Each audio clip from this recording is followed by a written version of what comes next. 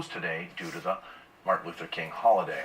Well, a younger group of activists have a new vision on how to make Dr. Martin Luther King Jr.'s message of nonviolence and love relevant here in the Twin Cities. Most of these millennials get people's attention by protesting in huge numbers. Some also got attention through violence, and at least one young man, an activist, says the movement didn't need that. Farah Fazal has history. I grew up on the east side of St. Paul. Hearing Tupac's music. It was Tupac's music that opened the door for Todd Gramenz to the African American struggle when he was 6 or 7 years old. I have a dream.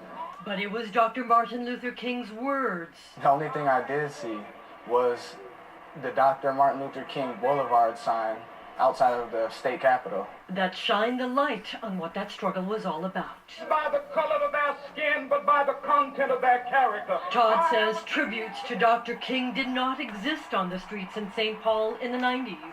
He learned about Dr. King in school. When I would hear his name, it actually would just give me inspiration. He says Dr. King's message of nonviolence and love got into his blood between 7 and 17 years old. I would not act violent like I did in elementary. I knew there was a better path. That better path was college. He says as soon as he got to the University of Minnesota at Morris, he worked hard for his economics degree. Every single time I took a test, I would say a prayer and I would thank Martin Luther King Jr. Todd is 27. He's a millennial, now carrying Dr. King's message to his generation. The millennial mentality is to riot, to burn things, to fight. He wants to change that mentality. We can rally, we can march. We now need to be sitting down at the table. He says sitting at that table, showing people with power how the laws are unequal, is how to change things. It's what Dr. King did.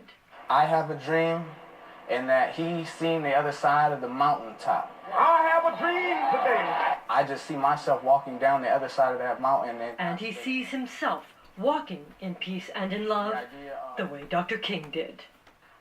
Todd runs Black Lives Matter St. Paul. Todd is mobilizing millennials at small forums at the University of Minnesota and around the Twin Cities. He says millennials need to be heard. They have a powerful voice. And lawmakers, by the way, are paying attention to him. He'll be talking to some of them in about an hour or so about his efforts. Taking action. Farah, thank you.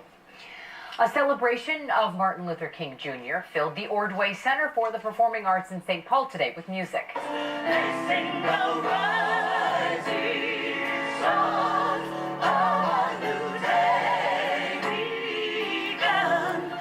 The Sounds of Blackness opened up the celebration. They were followed by remarks from local leaders urging folks to carry on King's work to create equality and opportunity for all. Our own Brandy Powell emceed the event. This is part of the Governor's Council celebration of Martin Luther King Jr. And coming up in our next half hour, we will show you how else his legacy is being honored. Dr. King's spirit of service is being felt around the country in many ways today. Coming up, how local volunteers are making a difference in their communities. People are so excited and want to be a part of this. And thousands of Minnesotans plan to send a powerful message to the new president this weekend, how they and people across the country are uniting behind a women's march.